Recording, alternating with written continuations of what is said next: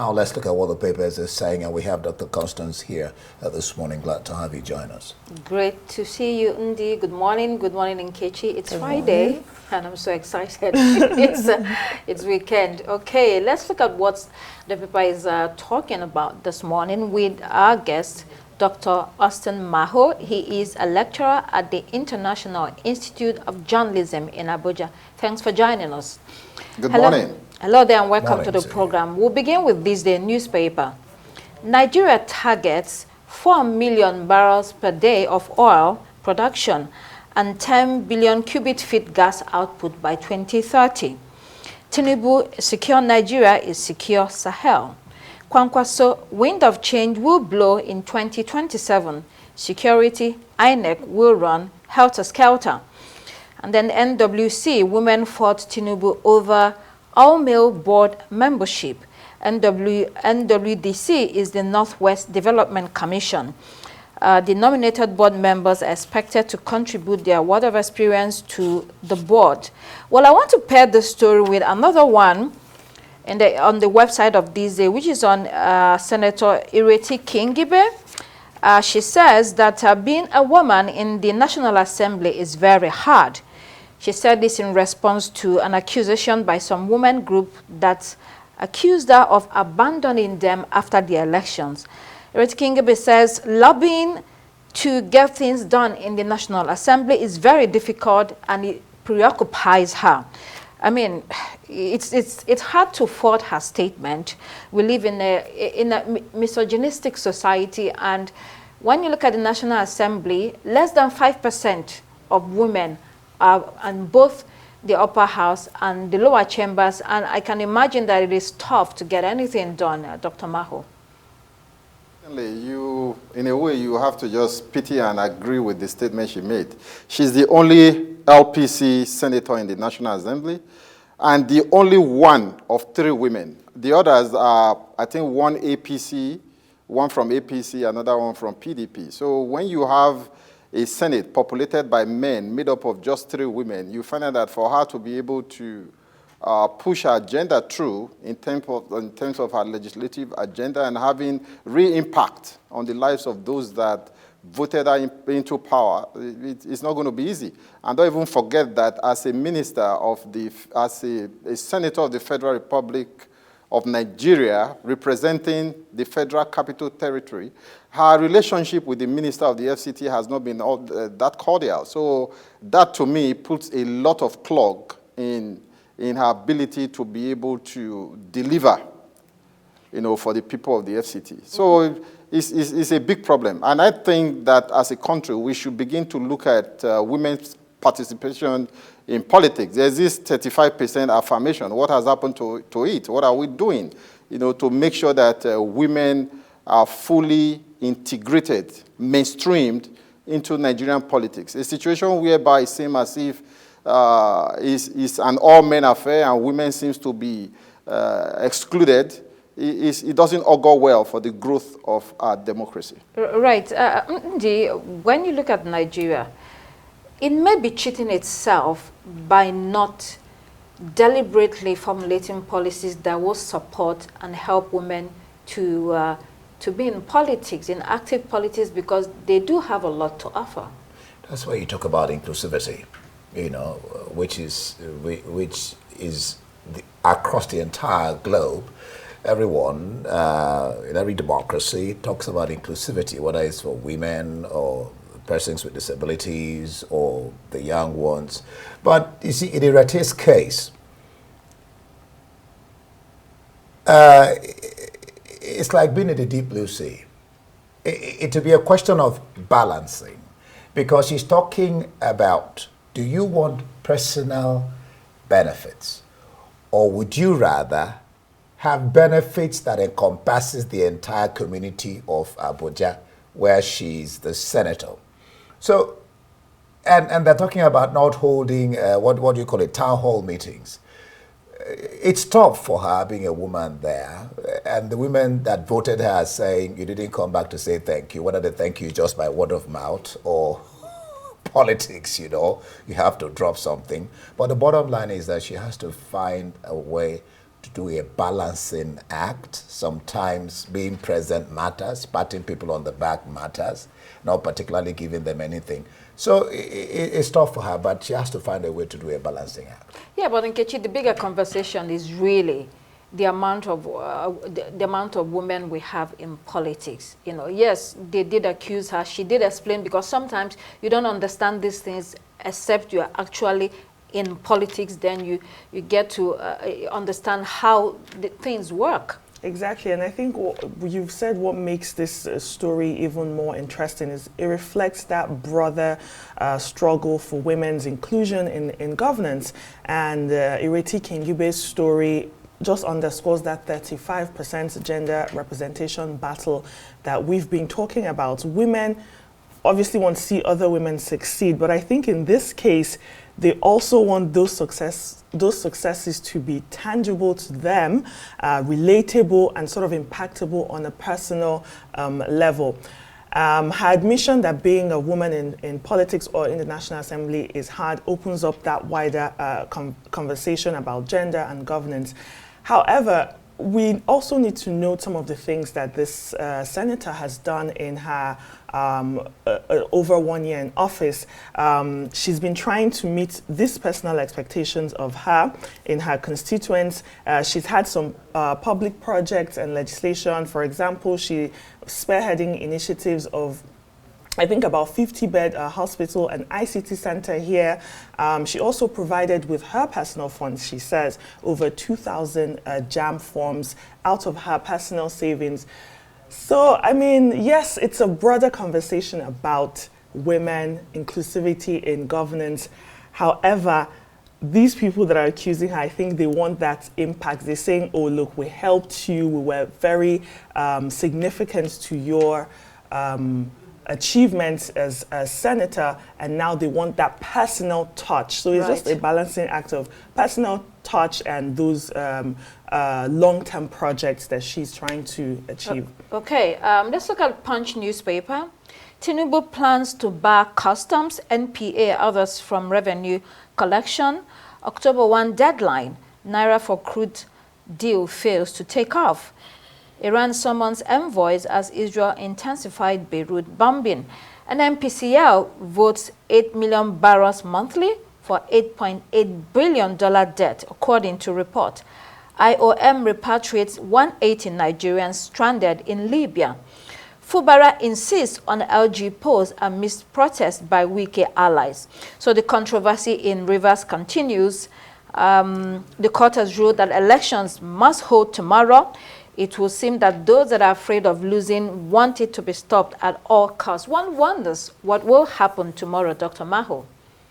Yeah, what will happen tomorrow, what has been happening in Rivers State amount to, you know, a circus, a tragicomedy. And it tells about the fact that Nigerian politicians are not learning the lessons of history. And in a way, are we really growing our democracy? What are we learning? We seem to take one step forward and we take one step backwards. And you can put it at the foot of politicians that, look, are they really interested in this democracy or they want to kill it?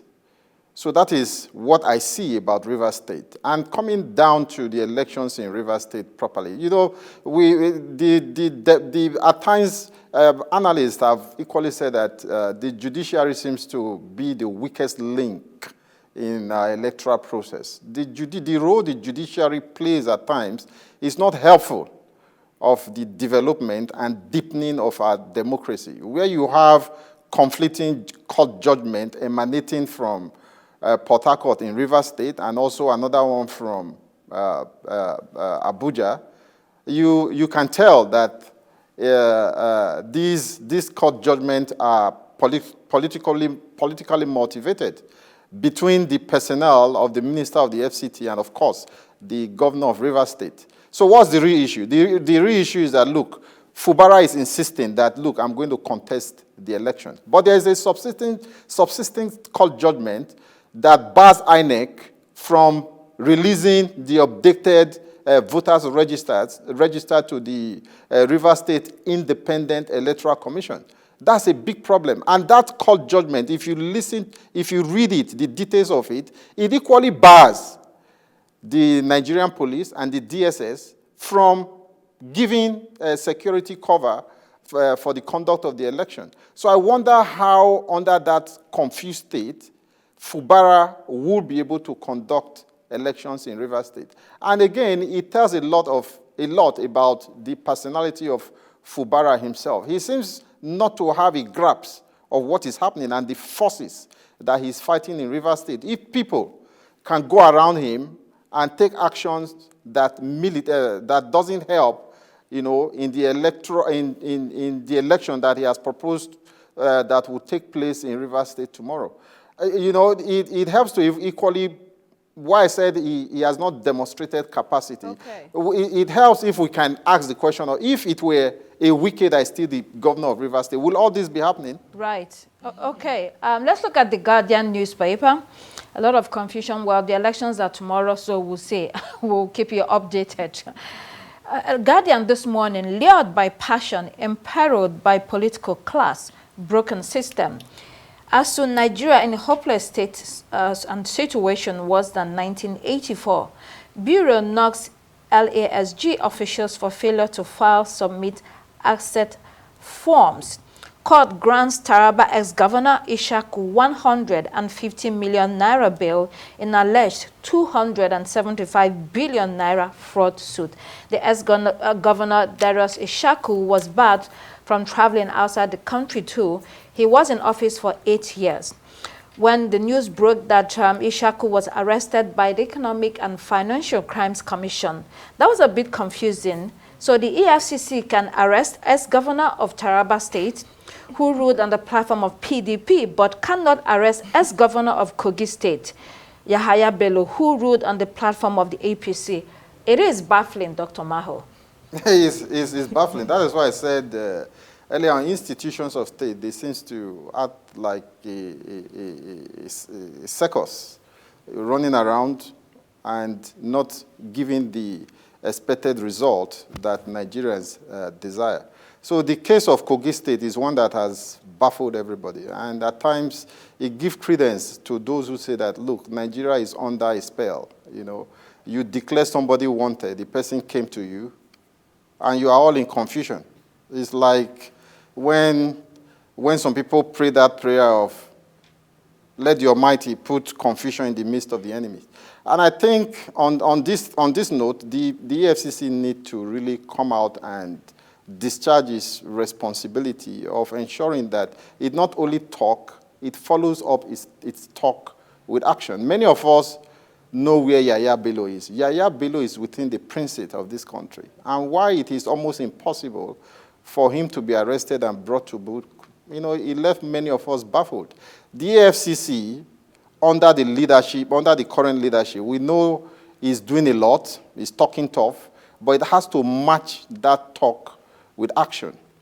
The chairman of the EFCC, there was a press statement he made about 2 months ago, vowing that he will bring Yahaya Bello to justice or he will resign. So we want to see that happen. Right. We don't want to see a situation where it seems as if he's cherry-picking those who should face the law and those who should be left on their own without the law taking its course. In some of these cases, the EFCC risks tarnishing its image. There was also the Bobrisky case where they were accusing some of the EFCC staff of bribery. It has to thread carefully. What do you think? Well, just a word before I go to this EFCC Taraba thing. To say that Fubara is not on top of his game, I don't think I agree with Maho there. I think we should rather be talking about the fact that Wike is causing trouble in Rivers State, not allowing governors to go on there. The question here of law is because Fubara is saying the Supreme Court judgment that says elections should be conducted under certain days. I don't know how that falls in with the appeal court, the court judgments that were handed down. On this case, what's his name? The former governor of Kogi says what was at large at a point in time, so he was being looked for. And then, I agree with the issue of when he got there, why wasn't he arrested? But they gave reasons. They said he was on the run. There were talks about coming with pressing of political interest, which was the governor. He wasn't supposed to be there. That's not how they handle things. But on the case of Taraba governor, 27 billion local government funds were cutted away. That's a serious matter. We'll see how this plays out, both for him and for Kogi and for all the people who are involved in corruption. All Nigerians want is when people offend the law, they should be brought to book. Right. Whether you're APP or PDP or governor or president. Whatever it is. Let's look at the Vanguard. Raps to AGF. Expedite trials of persons in prolonged detention. The House of Representatives members asked the Attorney General and Minister of Justice to review cases, adopt innovative case management strategies. He said, this is really overdue. Many people are languishing in jail, pre-detention trial. The prisons are overcrowded. It is unacceptable generally by the law and to those that are involved in these cases, Dr. Maho. Yeah, of course. It's a common saying that justice delayed is justice denied. So there's a need for us to look at our judicial process and ensure that a situation whereby you have those awaiting trials being in detention facility for 1 year, 2 years, 3 years. I even heard cases of people awaiting trial for 5 years. So there's a need for the Attorney General of the Federation to look into these cases, not just as a way of bringing relief to those persons that are illegally detained, but as a way of discongesting our prison facility. At times when we talk about this thing, it will seem as if those in charge, those in authority, don't know what to do. These are simple things that, as a leader of an institution, when you see this problem, you should roll up your sleeve, get to work and get it done and over with. We can't go on talking about, to me, these are mundane issues of government. It's not the reform that we need in the judiciary. These are issues that you can administratively deal with by setting up a committee and try to profile those that are in your detention facilities. And those that doesn't need to be there for any reason whatsoever, you let them go and allow the facility to breathe, and let know those that are actually criminals, not lumping criminals, hardened criminals with those who ought not to be there in the first place. It's counterproductive to the system. And Nkechi, let's not even forget the End Bad Governance protesters. Yep. A lot of them are still in detention or jail. They're fighting for their lives. Exactly, and this all just ties into ultimately a human rights crisis, a systemic failure that we have here in Nigeria. The Nigerian Constitution guarantees the right to a fair and speedy trial. So just imagine languishing in detention for years without trial, often for minor offenses or for protesting against bad governance. Now, these are some people that some of them, if they are even found guilty, could serve far shorter sentences than the time they've already spent pre-trial. And so you also talk about the issue of prison overcrowding. We don't even have funds for the people who are in prison. So it's just a time for the Attorney General, judiciary to address this issue. We've always talked about it. They say investigations have been launched. They're doing some sort of reforms, but we never ever see those results. Well, let's look at the international headlines. Citizen newspaper from South Africa. Plane crew may not be fit. At least 200 pilots and cabin personnel may have compromised licenses, which they said means that they're flying illegally. The doctor who approved them had no authority to do so, according to this story. The doctor in question had a license as a medical examiner that had expired and was not renewed. Dr. Maha, what an oversight, especially when it relates to the aviation sector. Safety issues are paramount. Very paramount. The aviation sector is one sector that should have zero tolerance for negligence because of the nature of that sector. Because if you are flying up there and like the crew we are talking about, they are not fit and proper person to fly and manage an aircraft, it is a disaster. So it's good this is coming up, and they need to put more checks and balances in place to ensure that, look, those who, the flying crew, the engineer, the cabin crew, the pilots and everybody, you know, they are properly certified, they are fit, you know, to be able to take on that onerous responsibility of flying an aircraft. If you know, at times for those who fly frequently, if you know what it is to fly an aircraft, especially for long-distance travel, where a pilot, for instance, have to stay awake for about 10, 15 hours, long-haul journey, and you now have to worry whether that pilot is fit and is up to the task of staying awake and alert for 15 hours is not something to be joked with. And the inquiry being carried out should be able to ensure that the right and proper thing is done, because it affects all of us. So with this kind of story, you begin to worry by the time you are flying if these people have had adequate rest, if they have had enough training, enough, you know, prep to be able to undertake the journey. Okay. They have been made to well, do. let's look at The Guardian UK. Biden hints at Israeli plan to hit Iran oil industry. This was an off-the-cuff remark made by President Biden that is being reported. He told reporters that we don't allow Israel, but we also advise Israel. I mean, Israel really wants to hit Iran where it hurts most, with maximum damage. The other day, there were talks about possibly hitting their nuclear war program. That was stepped down by the U.S. immediately, but now they're talking about the oil industry, India. Yeah, there are three areas that Israel can hit: Iran, economy, the nuclear program, and then the military. Already, U.S. has said our hands are not there, along with the G7 on the nuclear area. You know, but the problem now is that oil went up because of that. It was just a slight comment that Biden made, and the talk is that this could be potentially damaging for Kamala Harris's campaign, because if oil, the fuel price goes up in America, then it will reflect badly on her as the vice president and the Democratic nominee.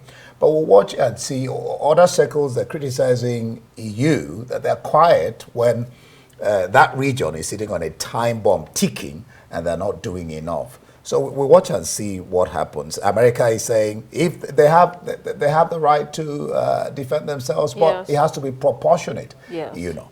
Well, quite a bit unfolding in that region. We'll see. Let's look at the Daily Mail. Starmer surrenders, you know, a very big print there. The British Prime Minister Keir Starmer has surrendered an island, you know, Chagos Islands, occupied by Britain since 1814 to Mauritius. The British people are calling this shameful, you know. Yes, it says that the implications are dire because Mauritius is an ally of China, and this island is 1,300 miles from the United Kingdom. Well, it sounds like empire talk. What did the UK own? Many of these foreign territories were acquired through conquest. Now they are so outraged at Keir Starmer right now. Dr. Maho, quickly, because we're almost out of time. Yeah, it's funny. If you look at the history of the Chagos Island, you know it actually it doesn't belong to Britain. They acquired through, like you said, conquest. And if they are relinquishing it now, giving it back to the original owners, I don't think there should be any furor, because they are not really giving it out. There is a military base, if you look at the story very well, which the British and the Americans are still going to be holding on to. It's just a compromise position. We'll give you most of the islands in the archipelago, but you will still retain this Garcia island, where we still have our military base. We'll still be operating from it, and from what I saw in that story, for about 99 years, I think it's a win-win situation.